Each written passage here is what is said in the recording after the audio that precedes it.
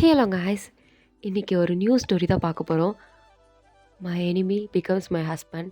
இது ஒரு புது கான்செப்ட், புது story. Love, romance, marriage, fake marriage, fake wife and பயங்கரமான ஒரு எமோஷ்னல் ஸ்டோரி தான் தூக்கிட்டு வந்திருக்கேன். செம்ம ரொமான்டிக்காக இருக்க போகுது அண்ட் செம்ம இன்ட்ரெஸ்டிங்கான சீன்ஸ், காமெடி சீன்ஸ்லாம் நிறையா இருக்குது. ஸோ மிஸ் பண்ணாமல் பாருங்கள். விக்ரம், நிலா இவங்க 2 பேர் தான் இந்த ஸ்டோரியோட ஹீரோயின். ஸோ ஸ்டார்ட் பண்ணலாமா? பார்ட் 1. ஸ்டார்டிங் சீனில் ஒரு வெட்டிங் ஹாலை தான் காட்டுறாங்க. அங்கே விக்ரம் உட்காந்துருக்காரு. அவரோட கையில் தாலி இருக்குது. பக்கத்தில் திரும்பி பார்த்தா நிலா உட்காந்துருக்கா. அதுவும் ரொம்ப சோகமாக, கொஞ்சம் கோவமாக. பட் விக்ரம் நிலாவை பார்த்துட்டு, உன் லைஃப் ஃபுல்லாக இந்த தாலியை நீ சுமந்துட்டு தான் இருக்க போறியா? என்ன கேள்வி கேட்குற? நீ எதுக்கு நான் ஃபஸ்ட்டு கல்யாணம் பண்ணிக்கிற? ஏன்னா என் லைஃப்லேயே ஃபர்ஸ்ட்டு காம்படிட்டர் நீ தான். அதான் உன்னை கல்யாணம் பண்ணிக்கிறேன். ஆக்சுவலி கல்யாணம் பண்ண போகிறேன் அப்படின்னு கழுத்தில் தாலியை கட்டுறாரு.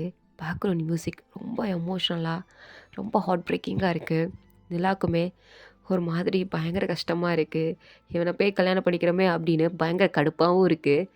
ஸோ இப்போ தான் ஸ்டார்ட் ஆகுது இவங்களோட லவ் ஸ்டோரி அண்ட் ஃபைட்.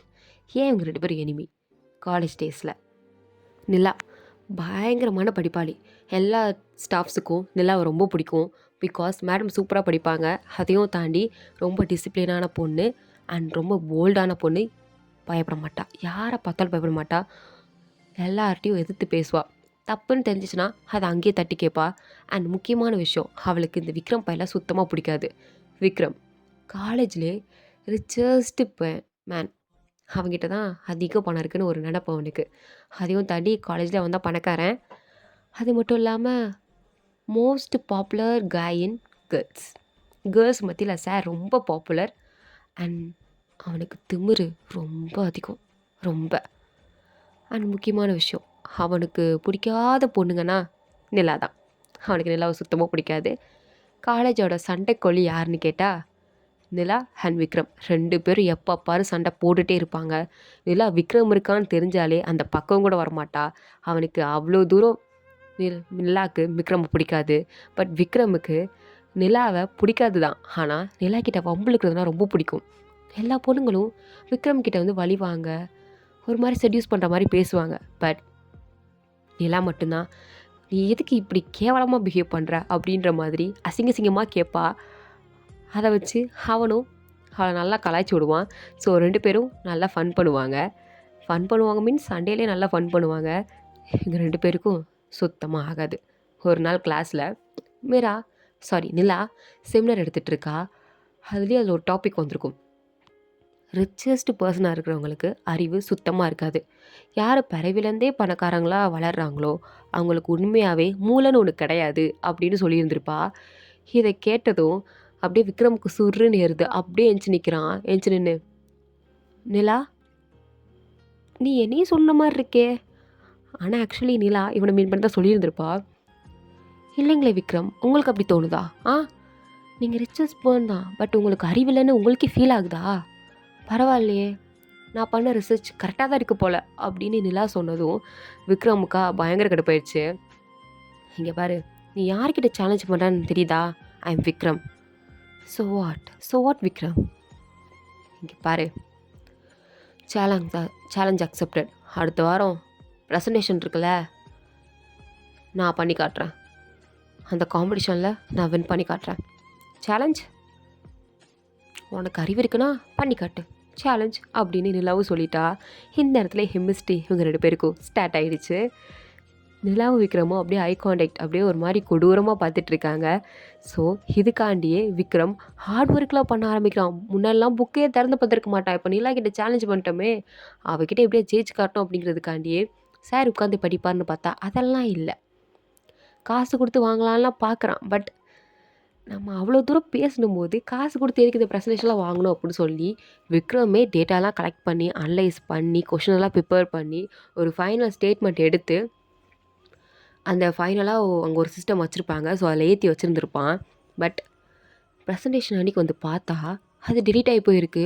விக்ரமும் எவ்வளோ தூரம் செக் பண்ணி பார்க்குறான். பட் அந்த மாதிரி ஒரு ஃபைல் இருந்த மாதிரியே தெரியல. அப்போ விக்ரமோட ஃப்ரெண்ட், டேய் நீ இதில் தான் ஏற்றி வச்சுருந்தியா? ஷியோர்டா நான் இதில் தான் ஏற்றி வச்சுருந்தேன். மேம் சொன்னாங்க இதில் தான் ப்ரெசென்ட் பண்ணணும் அப்படின்னா. ஸோ அதனால இதில் ஏற்றி வச்சுருந்தேன்.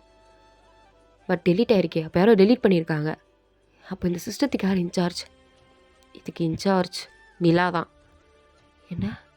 அப்போ அவள் தான் டெலீட் பண்ணியிருக்கணும். வேறு யார் டெலீட் பண்ணியிருப்பா? அவளை தவிர்த்து யாரும் இந்த சிஸ்டத்தை தொட மாட்டாங்க. அப்போ அவளாக தான் இருக்கும் அப்படின்னு நிலா கிட்ட சண்டை போடணும் அப்படிங்கிறதுக்காண்டியே ரோட்டில் நடந்து வந்துட்டுருக்கான். நிலா எதுக்கு ரோட்டில் நடந்து வந்துட்டு இருந்திருப்பா. ஸோ அவளை பார்த்ததும், ஏய் எதுக்கு இப்படி பண்ணுற? அட்டென்ஷன் க்ரியேட் பண்ணணும், உன்னையே எல்லோரும் பார்க்கணுன்றதுக்காண்டி இப்படி பண்ணிகிட்டு இருக்கியா? யார் நீ? எதுக்கு இப்படி கத்திட்டு இருக்க? உனக்கு எப்போ பாரு இந்த ஈகோவோட வந்து என்கிட்ட கத்துறதே ஒரு பழப்பாக போயிடுச்சு. பேசாமல் இங்கேருந்து தள்ளு. இரிட்டேட் பண்ணாத. அவனை பார்த்தாலும் இரிட்டேட்டிங்காக இருக்குது. ப்ளீஸ் மூவ் அப்படின்னு சொல்லிட்டு அங்கேருந்து போகலான்னு பார்த்தா விக்ரம் விட மாட்டேங்கிறான். ஏய் இதுக்கெலாம் நீ ஒரு நாள் பதில் சொல்லணும்னு இல்லா, நீ ரொம்ப ஓவராக பண்ணுற. அது என் ஹார்ட் ஒர்க். பட் அதை போய் டெலீட் பண்ணியிருக்கு அப்படின்னு சொல்ல வரதுக்குள்ளே நிலாக்கு ஒரு ஃபோன் வருது. அவளும் கால் அட்டன் பண்ணுறா. அட்டன் பண்ணி, என்ன என்ன சொல்கிற? ஆக்சிடெண்ட்டா? எப்போ? என்னம்மா சொல்கிறீங்க அப்படின்னு நிலாவுக்கு ஒரு மாதிரி தலையே சுற்றிருச்சு. பிகாஸ் நிலாவோட தம்பிக்கு ஆக்சிடெண்ட் ஆகிடுச்சு. ஸோ அந்த விஷயத்த தான் அவங்க அம்மா கால் பண்ணி சொல்லியிருக்காங்க. இதை கேட்டதும் நிலா பயந்தே போயிட்டா. அப்படியே ஒரு மாதிரி கை கால்லாம் நடுங்கி போயிடுச்சு. என்னது என்னது அப்படின்னு ஒரு மாதிரி ஃப்ரீஸ் ஆகி நின்றுட்டு இருக்கும்போது ஃபோனெல்லாம் வேறு கீழே போட்டிருந்துருப்பா. விக்ரம் தான் அதெல்லாம் எடுத்துகிட்டு, ஏய் என்னாச்சு? தம்பிக்கு ஆக்சிடெண்ட் ஆகிடுச்சான். ஆக்சிடெண்ட் ஆகிடுச்சு. ஆக்சிடெண்ட் ஐயோ ஐயோ அப்படின்னு ஒரு மாதிரி பண்ணுறா. ஏய் ரிலாக்ஸ் நான் கூட்டிகிட்டு போகிறேன் அப்படின்னு காரில் விக்ரம் தான் நிலாவை ஹாஸ்பிட்டல் கூட்டிகிட்டு போயிட்டுருக்கான். பட் விக்ரம் நிலாவை பார்க்குறான். நிலாவை அவன் இந்த மாதிரி பார்த்ததே இல்லை. எப்பயுமே ஸ்ட்ராங்காக போல்டாக ஹாப்பியாக எனக்கு என்ன அப்படின்னு கவலையே இல்லாமல் அவளாக இருந்து ரொம்ப சந்தோஷமாக இருந்திருந்திருப்பா. அந்த மாதிரி தான் பார்த்துருந்துருப்பான். அவள் கோவப்பட்டு பார்த்துருக்கான், ஹாப்பியாக இருந்து பார்த்துருக்கான். பட் அவள் அழுது இன்றைக்கி தான் அவன் பார்க்குறான். ஒரு மாதிரி ரொம்ப டிஃப்ரெண்ட்டாக இருக்குது. அவளை ஹாஸ்பிட்டல் கூட்டிகிட்டு வந்து விட்டதும் அவள் தம்பி உயிர் பிழைக்கணும்னா பிளட் வேணும் அப்படின்னு சொல்லிட்டாங்க. AB negative. ஸோ ஏபி நெகட்டிவ்ங்கிறது பெட் பேங்கில் கேட்டாங்க, எங்கேயும் இல்லை. அவங்க ஃபேமிலி மெம்பர்ஸ் யாருக்கும் இல்லை. அவங்க அப்பாவுக்கு தான் அந்த பிளட் குரூப் இருக்குது. பட் அவங்க அப்பா ஃபாரினில் இருக்கார். அவர் ஃபாரின்லேருந்து கிளம்பி வரணுன்னா ரொம்ப நேரம் ஆகும், 2 நாள் ஆகும். அதுக்குள்ளே தம்பி உயிர் பிழைக்க மாட்டான் அப்படின்னு வேறு சொல்லிட்டாங்க. நிலாக்கு என்ன பண்ணுறதுனே தெரில. அப்போ தான் அவளுக்கு ஞாபகம் வருது. ஆக்சுவலி காலேஜ் படிக்கும்போது இந்த மாதிரி பிளட் டொனேஷன் கேம்ப்லலாம் நிலா இருந்திருப்பா. அப்போது விக்ரமோட பிளட் மட்டும்தான் அங்கே ஏபி நெகட்டிவாக இருந்திருக்கும். அதை நிலா வந்து அப்போவே நோட் பண்ணியிருந்திருப்பா. ஸோ அது இப்போ அவளுக்கு ஞாபகம் வருது. ஸோ விக்ரம் எங்கே அப்புடின்னு பார்த்தா அவன் இப்போ தான் கார் பார்க்கிங்க்கு போகிறான். நம்ம கிளம்பலாம் அப்படின்னு. சரி ஓகே நிலா, உனக்கு இவனை பிடிக்காது தான். பட் உனக்கு ரொம்ப பிடிச்ச உன் தம்பியை காப்பாற்றுறதுக்கு இவன் ஹெல்ப் உனக்கு தேவை. போய் கேட்டுரு. திமிரு பிடிச்சவன் தான். பட் நீ கேட்டு தான் ஆகணும் அப்படின்னு நிலா அவளே கன்வீனியன்ஸ் பண்ணி ரொம்ப ஃபோர்ஸ் பண்ணி தான் விக்ரம் கிட்ட போய் நிற்கிறா. விக்ரமும் என்ன அப்படின்ற மாதிரி பார்க்குறான். உடனே நிலாவா கையெடுத்துல கும்பிட்டு, ப்ளீஸ் விக்ரம் ஹெல்ப் பண்ணு. உன் பிளட் தான் என் தம்பிக்கும், கொஞ்சம் கொடு ப்ளீஸ். என் தம்பிக்கு பிளட் தேவைப்படுது ப்ளீஸ். என் தம்பி உயிர் பொழைக்க மாட்டான். அப்பா வரதுக்கு வேற 2 நாள் ஆகும். அதுக்குள்ளே அவனுக்கு என்ன ஆகும்னு சொல்ல முடியாது. விக்ரம் ப்ளீஸ் விக்ரம், பிளட் தேவைப்படுது விக்ரம், கொடு விக்ரம் ப்ளீஸ், நான் கெஞ்சி கேட்குறேன் அப்படின்னு ரொம்ப கேட்டதும் அவள் அழுததை பார்த்ததும் விக்ரமுக்கு என்னன்னு தெரில, கம் நான் கொடுக்குறேன் அப்படின்னு சொல்லி பிளட் டொனேட் பண்ணுறான். எல்லாருக்கும் அவ்வளோ ஹாப்பியாக இருக்குது. ஒரு மாதிரி அழுதுகிட்டே சிரிப்பாங்க இல்லையா, ஸோ அந்த மாதிரி சிரிச்சுட்டே விக்ரமை பார்த்து ரொம்ப தேங்க்ஸ் அப்படின்னு சொல்லிட்டு அவள் தம்பியை பார்த்து உனக்கு ஒன்றும் ஆகாது அப்படின்னு சொல்லி அழுதுட்டுருக்கா. ஸோ பிளட்லாம் கொடுத்து முடிச்சதுக்கப்புறம் விக்ரமே போய் அந்த ஹாஸ்பிட்டலில் இருக்க கேண்டீன் பில்லு அண்ட் ஹாஸ்பிட்டலுக்கு எவ்வளோ செலவாயிருக்கு அப்படிங்கிறத விக்ரமே பே பண்ணி முடிச்சிட்டான். பே பண்ணிவிட்டு அவளுக்கு சைலண்ட்டாக ஹெல்ப் பண்ணிவிட்டு அவளை பார்த்து கொஞ்சம் தூரத்துலேயே ஸ்மைல் பண்ணுறான். அப்போ விக்ரம் ஃப்ரெண்டா, ப்ரோ அவள் எனிமி, அவளை பார்த்தா பல்ல கட்டிகிட்டு இருக்க? சி, அவளை பார்த்து நான் சிரிக்கிறேனா? இல்லையே, அவன் மேலே நீ லவ்வில் விழுந்த மாதிரி தெரியுதே. நோ எனக்கு அவள் மேலே அந்தளவுக்கு இன்ட்ரெஸ்ட் இல்லை அப்படின்னு சொல்கிறான். சொல்லிவிட்டு லைட்டாக அவளை பார்த்து ஒரு சின்னதாக ஸ்மைல் பண்ணுறான். பிகாஸ் அவள் தம்பி மேலே இவ்வளோ கேரிங்காக இருக்கிறத பார்த்ததும் அவனுக்கு லைட்டாக தான் ஃபீல் ஆகிடுச்சு போல். அதனால் லைட்டாக ஸ்மைல் பண்ணிட்டு அங்கேருந்து கிளம்பி வந்துட்டான். ஸோ மறுநாள் காலேஜ் ஃபுல்லாக ஒரு ரூமர் பரவுது. என்னென்னா இந்த மாதிரி கொஷின் பேப்பர் வந்து லீக் ஆயிடுச்சு. அதுக்கு காரணம் மிரா தான் கொஷின் பேப்பரை லீக் பண்ணியிருக்கா. இப்படி தான் கொஷின் பேப்பரை திருடி அவள் காலேஜ் ஃபஸ்ட் வந்துட்டுருக்கா போல் அப்படின்னு ஃபுல்லாக ரூமராக வந்துட்டுருக்கு. ஸ்டாஃப்ஸ் எல்லாம் நிலா ஒரு மாரி கேவலமா பார்க்குறாங்க. பிரின்சிபல் நிலாவ காலேஜ் விட்டு சஸ்பெண்டே பண்ணிட்டாரு. அப்போ பிரின்சிபல் கிட்ட போய் கேட்குறேன், "இதுக்கு என்ன ப்ரூஃப்?" அப்படின்னு. அவரு ப்ரூஃப் காட்டுறாரு. என்னன்னா, விக்ரமோட இமெயில் ஐடிக்கு இவ வந்து கொஸ்டின் பேப்பர சென்ட் பண்ண மாரி ஒரு ப்ரூஃப காமிக்கிறாங்க. இத பார்த்ததும் நிலாவுக்கு புரிஞ்சிருச்சு, இது விக்ரம் தான் பண்ணியிருக்கான்னு. ஸோ நேரா விக்ரம்ட்ட போய், "நான் உன்ன எவ்ளோ நம்புனேன். ஆனா நீ ஏமாத்திட்டீல. நீ நல்லவனே கிடையாது விக்ரம். சீட்டர்" அப்படின்னு சொல்லிட்டு போறா. பட் விக்ரம்க்கே ஷாக்கு. அவனே இத பண்ணவே இல்ல. அவன் சொல்றான், "ஏய் நான் இத பண்ணல" அப்படின்னு சொல்றான். பட் நிலா அது எதையும் கேட்குற மாரி இல்ல. அங்கருந்து போயிட்டா. இது எல்லாத்தையும் அர்ஜுனும், மீராவும் இப்போ கல்யாண மண்டபத்துல உட்காந்து யோசிச்சு பார்த்துட்டு இருப்பாங்க. பட் பேரண்ட்ஸ் தான், "இதெல்லாம் ஸ்டாப் பண்ணுங்க.